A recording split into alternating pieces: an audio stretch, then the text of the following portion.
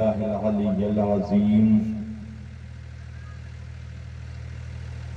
أعوذ بالله السميع العليم من الشيطان اللعين الرجيم بسم الله الرحمن الرحيم الحمد لله رب العالمين الحمد لله الذي هدانا لهذا وما كنا لنهتدي لولا أن هدانا الله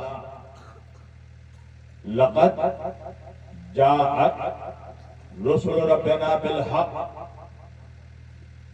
الصلاة والسلام والتحية والإكرام على سيد الأنبياء والمرسلين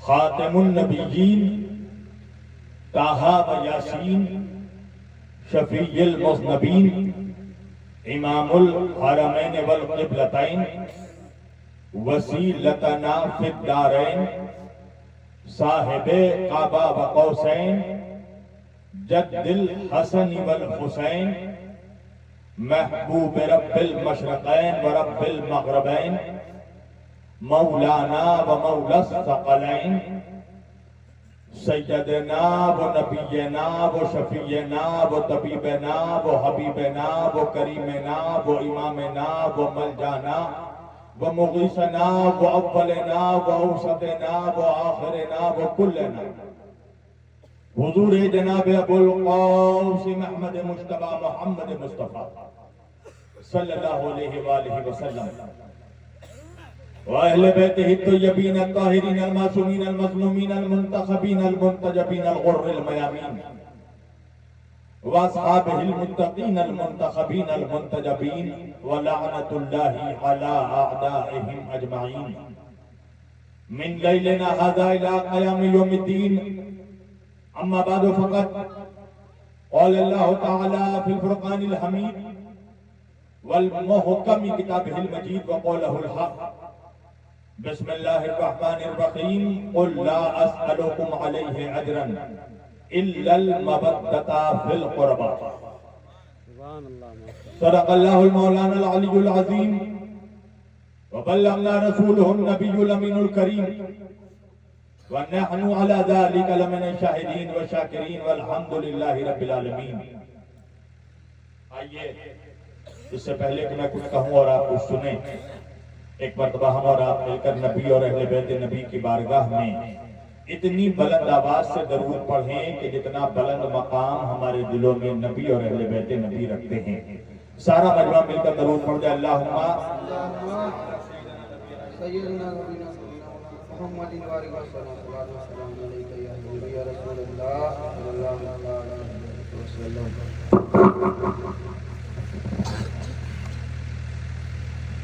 عزیزان گرامی قدر و برادران ملت اسلامیہ،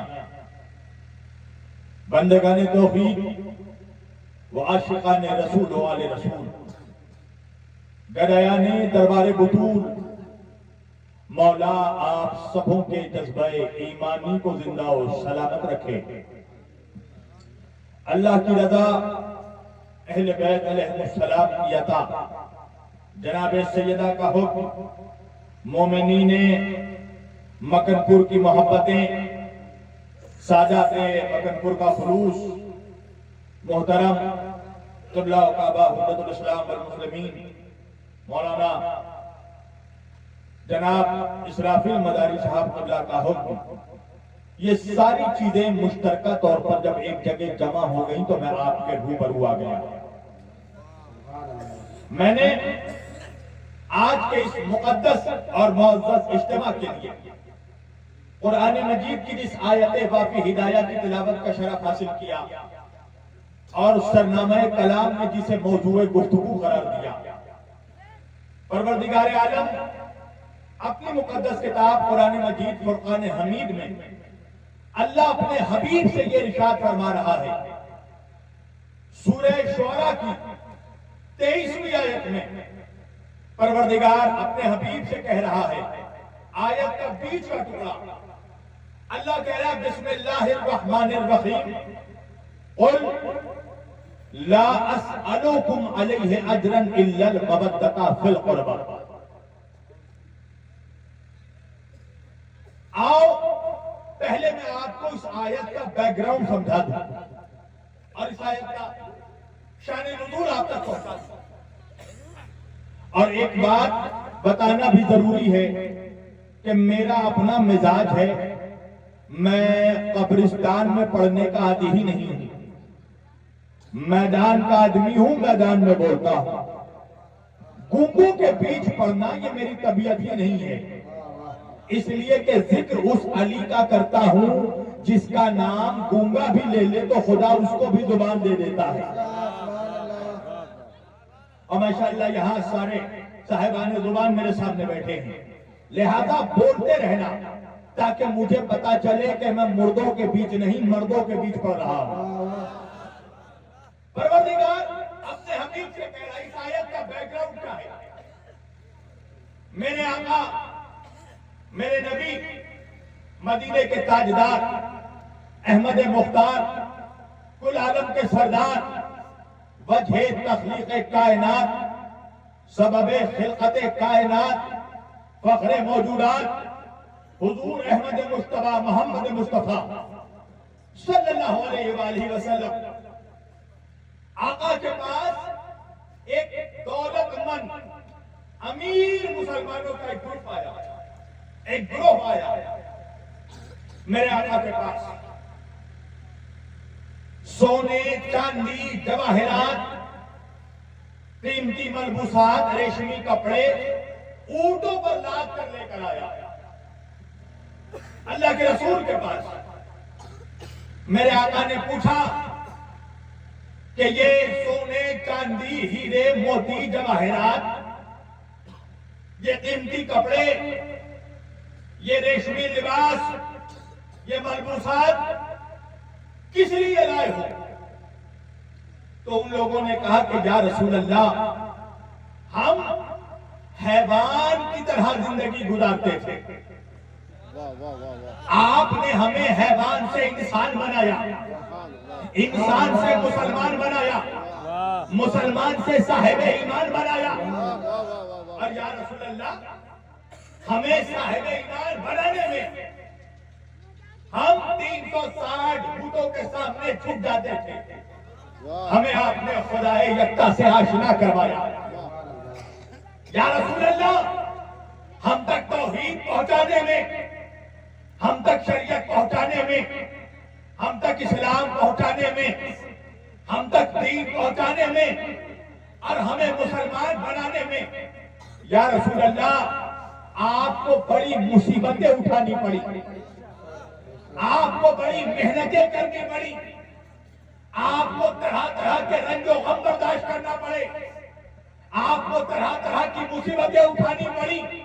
یا رسول اللہ، آپ پر پتھر مارے گئے، آپ پر سنگباری کی گئی، آپ کو اذیتیں دی گئی، آپ کے گھر والوں کو ستایا گیا، آپ کو شہر سے نکالا گیا، آپ کو جلا وطن کیا گیا، آپ کو شہر بدر کیا گیا. یا رسول اللہ، تو آپ نے جو اتنی محنت کی ہے ہم تک دین پہنچانے میں، اسلام پہنچانے میں، شریعت پہنچانے میں، تو یا رسول اللہ ہم آپ کو اس کی اجرت ادا کرنا چاہتے ہیں، ہم آپ کو اس کا اجر دینا چاہتے ہیں. یا آسان لفظوں میں کہہ دوں، یا رسول اللہ ہم آپ کو اس کا ٹیکس ادا کرنا چاہتے ہیں، اس کی اجرت دینا چاہتے ہیں. ایک بات تو طے ہے مکن پور والوں کہ اس زمانے کے مسلمان بھی جانتے تھے کہ یہ اسلام ہمیں پھوکٹ میں نہیں ملا، مفت میں نہیں ملا، فری میں نہیں ملا. اس اسلام کی اجرت ہے، نمازوں کی اجرت ہے، روزوں کی اجرت ہے، حج کی اجرت ہے، زکوٰۃ کی اجرت ہے، قرآن کی اجرت ہے، کعبے کی اجرت ہے، شریعت کی اجرت ہے. ہم آپ کو اجرت دینا چاہتے ہیں. بھائی ہر شے میں اجرت دیتے ہیں نا. آپ کپڑا خریدیں گے اجرت دیں گے، جس زمین میں رہیں گے زمین کا ٹیکس دیں گے، مکان خریدیں گے مکان کا ٹیکس دیں گے، ریسٹورنٹ میں جا کے کھانا کھاؤ اس کے لیے بھی ٹیکس دینا پڑے گا. اس دنیا میں فری میں کچھ نہیں ملتا. فری میں سب کچھ ہو تو مولوی نہیں ملتا, شاعر نہیں ملتا, خطیب نہیں ملتا. یہ میں کیا فری میں آیا ہوں؟ نہیں. کوئی بھی شے اس دنیا میں فری میں نہیں ملتی. اور اگر تمہیں فری میں کوئی کچھ دے نا تو سمجھ جانا یا تو دال کالی ہے یا پوری دال کالی ہے, یا دال میں کالا ہے یا دال کالی ہے.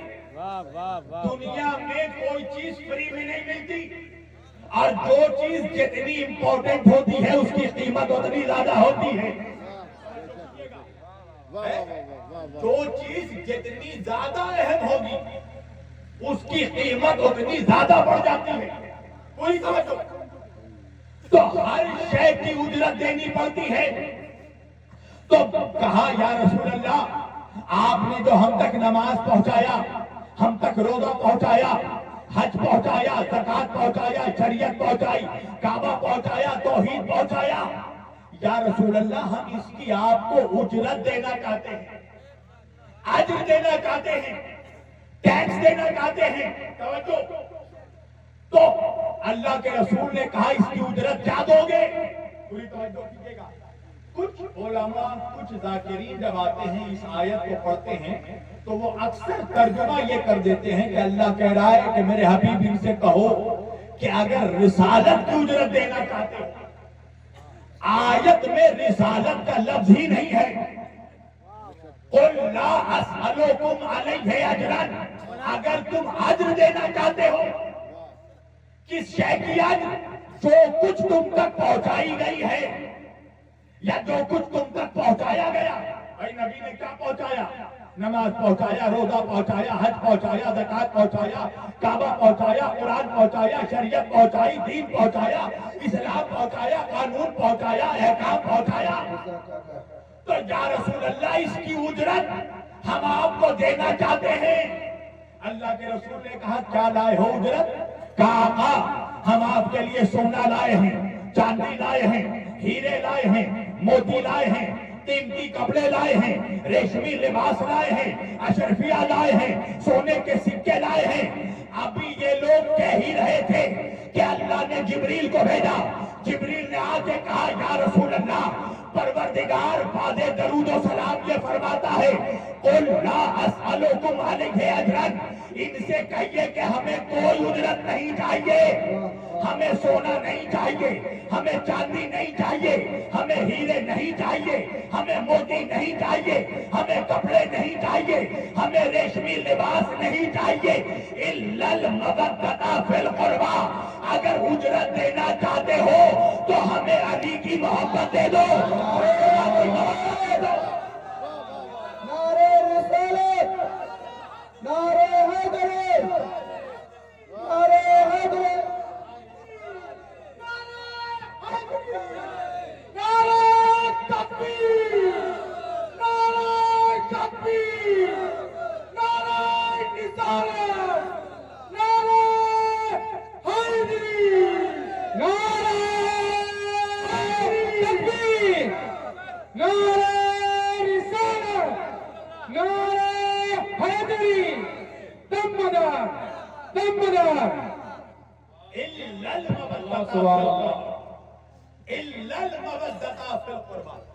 اگر ہمیں دینا چاہتے ہو تو ہمارے قرابت داروں کی محبت دے دو, ہمارے خاص رشتہ داروں کی محبت دے دو, علی کی محبت دے دو, فاطمہ کی محبت دے دو, حسن و حسین کی محبت دے دو. یہ ہے اجرت. تو نماز کی اجرت علی کی محبت, روزے کی اجرت علی کی محبت, کعبے کی اجرت علی کی محبت, قرآن کی اجرت علی کی محبت, شریعت کی اجرت علی کی محبت. الا المودۃ فی القربى. ہمیں ہمارے خاص رشتہ داروں کی محبت ہے. توجہ کیجیے گا. آپ بھی سوچتے ہوں گے کہ آج تک جس مولوی سے بھی یہ آیت سنی تو مولویوں نے کہا کہ قرابت داروں کی محبت, رشتہ داروں کی محبت. یہ شبیر علی وارثی کچھ الگ سے ترجمہ کر رہا ہے.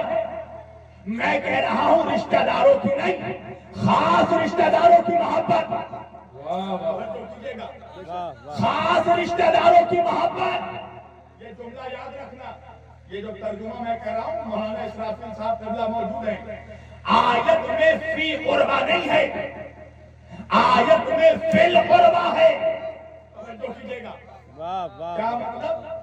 آیت میں بالکل آسان لفظوں میں کہہ رہا ہوں، کوئی انکم ٹیکس کی گفتگو نہیں، مولا علی فرماتے ہیں انسان سے اس کے عقل کے مطابق گفتگو کرو، اپنا علمی روپ ڈھال کر چلا جاؤں کسی کو کچھ سمجھ میں نہ آئے تو کیا فائدہ؟ توجہ، بہت سہل انداز میں سمجھاتا ہوں میں، اب مثالوں کے ذریعہ دیکھو، فن خطابت یہی ہے کہ سخت سے سخت مضامین کو آسان سہل جملوں میں مثالوں کے ذریعہ مجمع کے دماغوں میں انڈیل کے چلا جایا ہے۔ فعل قربا ترجمہ کیا ہے؟ میرے خاص رشتہ داروں کی محبت دے۔ یہ ترجمہ میں نے خاص کیوں لگایا؟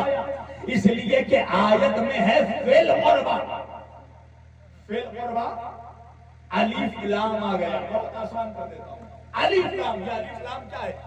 جیسے انگریزی کا دا، انگریزی کا دا، مثلا اگر میں یہاں پر بیٹھے بیٹھے کہوں کتابن، تو کتابن سے مراد کوئی بھی کتاب ہو سکتی ہے، انگریزی، فارسی، عربی، انگلش، میتھمیٹکس، سائنس، جغرافیہ، کوئی بھی کتاب۔ پر اگر میں کہوں الکتاب، الف لام لگا دوں تو اب کوئی عام کتاب نہیں، کوئی خاص کتاب مراد ہوگی۔ تو اللہ آیت میں فی قربا نہیں، فی قربا، یعنی ہر رشتہ دار نہیں، کچھ خاص رشتہ دار، کچھ خاص رشتہ دار۔ چلو آسان کر دوں، قرآن سے دیتا ہوں، سورہ احزاب کی 33ویں آیت، یا یوں کہہ دوں کہ 33ویں سورے کی 33ویں آیت، ہر حسینی سادات گھر کا بچہ اس آیت کو پڑھتا ہے۔ آیت کیا ہے؟ آیت تطہیر۔ اللہ کیا کہہ رہا ہے؟ انما یرید اللہ لیذھب عنکم الرجس اہل البیت ویطہرکم تطہیرا۔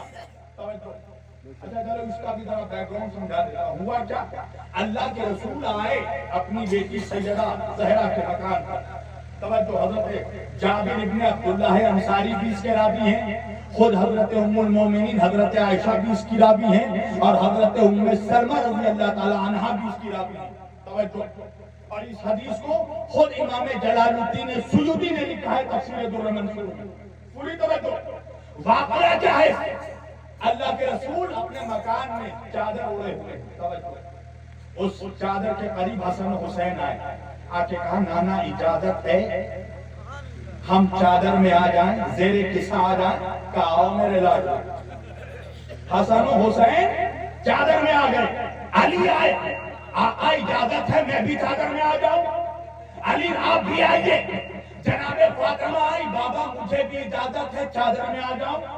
کہاں اجازت ہے تم بھی آ جاؤ۔ اب امام جلال الدین سیوطی لکھتے ہیں کہ ابھی فوراً تھوڑی دیر میں جناب ام المومنین ام سلمہ رضی اللہ تعالی عنہا بھی آئیں، اور آنے کے بعد کہا یا رسول اللہ آقا کیا مجھے بھی اجازت ہے کہ آپ پانچوں کے ساتھ میں بھی چادر میں شامل ہو جاؤں؟ تو رسول اللہ نے کہا ہے ام سلمہ تم خیر پر ہو مگر چادر میں نہیں آ سکتی۔ آپ خیر پر ہیں مگر چادر تطہیر میں نہیں آ سکتی۔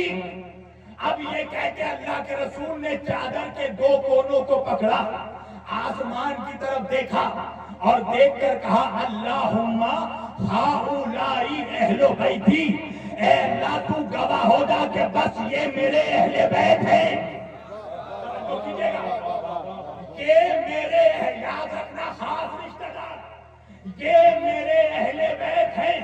اب جیسے ہی نبی نے کہا جبریل آیت لے کر نازل ہوئے، بسم اللہ الرحمن الرحیم، انما یرید اللہ لیذھب عنکم الرجس اہل البیت ویطہرکم تطہیرا۔ اے میرے نبی، اللہ بعد درود و سلام فرماتا ہے کہ اللہ کا یہ ارادہ ہے کہ آپ اہل البیت سے ہر طرح کی گندگی کو دور رکھے، اللہ کسی طرح کی گندگی گندگی کو، نجاست کو، کثافت کو، رجس کو آپ کے قریب پہنچنے نہیں دے گا۔ رجس کیا ہے؟ 3 حروف کا مجموعہ، را جیم سین۔ کیا ہے رجس؟ ہر طرح کی نجاست، ہر طرح کی گندگی، ہر طرح کا جھوٹ، ہر طرح کا بہتان، ہر طرح کی نجاست مل کر رجس کہلاتی ہے۔ اللہ کہہ رہے ہیں ہم کسی طرح کی گندگی کو اہل بیت کے قریب پہنچنے نہیں دیں گے۔ وَيُطَهِّرَكُمْ تَطْهِيرًا، اور آپ کو ویسے ہی پاک رکھیں گے جیسے پاک رکھنے کا حق ہے۔ آج نوجوان مجھ سے پوچھتا ہے کہ مولانا جب جشن اہل بیت ہوتا ہے، جب امام علی مقام کا ذکر ہوتا ہے، جب مولا علی کا ذکر ہوتا ہے، جب اہل بیت کا ذکر ہوتا ہے، تو سب کیوں نہیں آتے؟ میں کیا کروں بھائی؟ اللہ قرآن میں کہہ رہا ہے ہم گندگی کو اہل بیت کے قریب آنے نہیں دیں گے۔ نعرے تکبیر، نعرے رسالت، نعرے حیدری، نعرے حیدری، فیضان اہل بیت اطہار، فیضان اہل بیت اطہار، نعرے تکبیر، سبحان اللہ۔ ہم نجاست کو، زندہ آباد، زندہ آباد، گندگی کو ماشاء اللہ۔ اہل بیت کے قریب آنے نہیں دیں گے۔ علی، فاطمہ، حسن و حسین کے قریب آنے نہیں دیں گے۔ تو اب جو یہاں پر آیا ہے وہ یہ نہ سمجھے کہ وہ آیا ہے، وہ بلایا گیا ہے، اور جو نہیں آیا وہ یہ نہ سمجھے کہ نہیں آیا، اسے آنے دیا نہیں گیا۔ کہ پاک لوگوں کی محفل میں پاک آئیں گے، ناپاک یہاں آ نہیں سکتے۔ توجہ، اب اللہ کیا کہہ رہا ہے؟ انتم الرجس اہل البیت۔ توجہ کیجئے گا، یہ جملہ پکڑنا، انما یرید اللہ۔ ایک تو پہلی بات ہے کہ اللہ کا ارادہ، کون اللہ؟ جس کے ارادے کو کہتے ہیں کن، ہو جا، فیکن، ہو گیا۔ وہ سوچتا نہیں، وہ ڈیزائن نہیں بناتا، وہ آرکیٹیکچر کو نہیں رکھتا، وہ کہتا ہے ہو جا، ہو گیا۔ توجہ، اس کا ارادہ ہے۔ وہ کہہ رہا ہے انتم الرجس اہل البیت، ہم کسی طرح کے نجاست کو آپ اہل بیت نہیں۔ اب پھر آیت پڑھنا، آیت میں اہل بیت نہیں ہے، اہل البیت۔ اب یہاں پر آیا الف لام، یعنی ہر گھر والے نہیں، کچھ خاص گھر والے۔ زندہ آباد، زندہ آباد۔ یہ میں بار بار کہہ رہا ہوں، خاص گھر والے۔ تو آپ کہیں گے پھر عام گھر والا کون ہے؟ خاص رشتے سننا، خاص رشتہ داری بالقربہ، میرے خاص رشتہ داروں کی محبت دے دو۔ تو رشتہ داری 2 طرح کی ہوتی ہے، یہ جملہ یاد رکھنا۔ ایک ہے عام رشتہ، عام رشتہ داری، اور ایک ہے خاص رشتہ داری۔ فرق کیا ہے؟ عام رشتہ داری وہ رشتہ ہے جو ہم بناتے ہیں، خاص رشتہ داری وہ رشتے ہیں جو اللہ بناتا ہے۔ توجہ کیجئے گا، اچھا فرق کیا ہے؟ عام رشتہ داری کیا ہے؟ جیسے دوستی کا رشتہ، فرینڈشپ، ہم طے کرتے ہیں ہمارا دوست کون ہوگا، ہماری مرضی، جس سے دوستی کرے، سید سے کرے، پٹھان سے کرے، جولا سے کرے، قصائی سے کرے، کالے سے کرے، گورے سے کرے، ہماری مرضی، جاہل سے کرے، عالم سے کرے، ہماری مرضی، جسے چاہے دوست بنائے۔ یہ اختیار، پاور آف فرینڈشپ ہمارے ہاتھ میں ہے، جسے چاہے دوست بنائے۔ دوسرا رشتہ جو ہم بناتے ہیں، کون سا رشتہ؟ بیوی کا رشتہ۔ یہ بھی ہم طے کرتے ہیں ہماری بیوی کون ہوگی، ہماری مرضی، جس سے شادی کرے، گوری سے کرے، کالی سے کرے، لمبی سے کرے، ناٹی سے کرے، امیر سے کرے، غریب سے کرے، خوبصورت سے کرے، بدصورت سے کرے، ہماری مرضی، جسے چاہے بیوی بنائے۔ تیسرا رشتہ سسر کا رشتہ، فادر ان لو، ہم طے کرتے ہیں ہمارا سسر کون ہوگا، ہماری مرضی، غریب کی بیٹی سے شادی کرے، امیر کی بیٹی سے شادی کرے، غنی کو سسر بنائے، کنجوس کو سخی بنائے، سسر بنائے، سخی کو سسر بنائے، بخیل کو سسر بنائے، ہماری مرضی۔ چوتھا رشتہ ساس کا رشتہ، مدر ان لو، یہ بھی ہم طے کرتے ہیں ہماری ساس ماں کون ہوگی، چھوٹی ہوگی یا موٹی ہوگی، لمبی ہوگی یا ناٹی ہوگی، ہماری مرضی، جسے چاہے ساس بنا لے۔ تو یہ وہ رشتے ہیں جو ہم طے کرتے ہیں۔ عام رشتہ داری، خاص رشتہ داری وہ ہے جو اللہ بناتا ہے. جیسے اولاد کا رشتہ، بڑا سے بڑا مولوی ہو اگر وائف پریگننٹ ہے تو پہلے سے پریڈکشن پیشن گوئی نہیں کر سکتا کہ بیٹا ہوگا یا بیٹی. اللہ بیٹا دے تو بھی قبول کرنا پڑے گا، اللہ بیٹی دے تو بھی قبول کرنا پڑے گا. دوسرا رشتہ بھائی کا رشتہ، ہم نہیں طے کرتے ہمارا بھائی کون ہوگا، جسے اللہ بھائی بنا کر بھیج دے، گورا ہو یا کالا، لمبا ہو یا ناٹا، قبول کرنا پڑے گا. تیسرا چوتھا رشتہ پوتوں کا رشتہ، نواسوں کا رشتہ، ہم نہیں طے کرتے ہمارے پوتے کون ہوں گے، نواسے کون ہوں گے. اللہ جسے بنا کر بھیج دے اسے قبول کرنا پڑے گا. اب اللہ آیت میں کہہ رہا میرے حبیب ان سے کہو ہمیں عام نہیں خاص رشتہ داروں کی محبت چاہیے. واہ واہ واہ واہ واہ، سبحان اللہ سبحان اللہ. خاص رشتہ داروں کی محبت، بالکل اہل البیت، خاص گھر والوں کی محبت. توجہ بھائی، نبی نے کیا کیا؟ چادر میں علی فاطمہ حسن حسین کو لیا. توجہ، لے کر چادر میں علی فاطمہ حسن حسین کو لے کے ہیں نبی، اور آیت نازل ہوئی. میں کہوں گا کہ رسول اللہ کو ضرورت کیا تھی آقا کو کہ چادر میں اہل بیت کو لے، پنجتن کو لے؟ بھائی ضرورت کیا تھی؟ ضرورت یہ تھی کہ اگر نبی چادر میں اہل بیت کو نہ دیتے اور پھر اگر آیت نازل ہوتی تو آیت ہر اس کے لیے نازل ہوتی جو چھت کے نیچے تھا. مگر نبی نے چادر میں علی فاطمہ حسن و حسین کو لے کر بتایا کہ آیت چھت والوں کے لیے نہیں چادر والوں کے لیے اتری ہے. واہ واہ واہ واہ واہ، سبحان اللہ سبحان اللہ، زندہ باد زندہ باد. آیت واہ واہ واہ.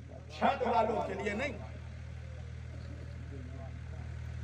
اچھا یہ بتاؤ اچھا لگ رہا ہے یا میں بھی وہی گیت گانا شروع کر دوں آج کل جلسوں میں ہو رہا ہے؟ یا پھر اسی لیے میرے بھائیوں نے کہا مولانا 5 گھنٹے پڑھو. میں نے کہا نہیں میری بات، میں 1 ہی گھنٹے پڑھوں گا. 5 گھنٹے پڑھوں گا، 5 منٹ میں بھول جائے فائدہ کیا ہے؟ 1 گھنٹے تقریر ہو اگر اگلے سال تک یاد رہے اس کا فائدہ.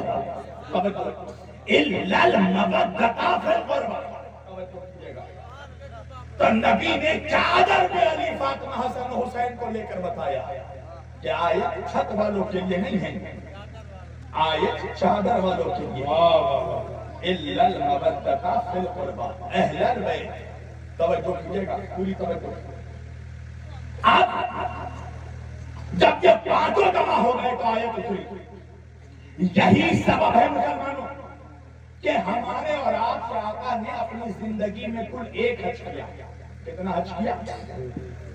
سنگل، فرسٹ اینڈ لاسٹ، وہی نبی کا پہلا اور آخری حج. ایک بات سمجھ میں آ گئی نا کہ حاجی بننا سنت رسول ہے. اب ایک جملہ میں کہوں گا آہستہ سے سنیں گے آپ غور سے. حاجی بننا سنت رسول ہے مگر الحاج بننا سنت رسول نہیں ہے. جو سمجھ گئے ان کو میرا سلام. رات میں کمرے میں بیٹھ کر سوچنا کہ میں نے کیا بولا. 1 حج کیا میرے نبی نے سن 10 ہجری میں. جب حج سے نبی لوٹے تو مکے اور مدینے کے سرحد میں بارڈر میں ایک میدان تھا، پیالہ نما میدان. عربی میں پیالے کو خم بھی کہتے ہیں اور اس میدان کو غدیر خم کہتے تھے. واہ واہ واہ. یہ ایک ایسا نام ہے کہ جو نام سن کر آج بھی منافقوں کے کلیجوں پہ چھری چل جاتی ہے. واہ واہ واہ. جب نبی غدیر خم میں پہنچے تو میرے آقا کے ساتھ 1,26,000 صحابہ کرام رضوان اللہ تعالی اجمعین موجود تھے. کتنے؟ کم و بیش 1,26,000 companions of Prophet Muhammad will be upon him and his family. 1,26,000 صحابہ کا مجمع.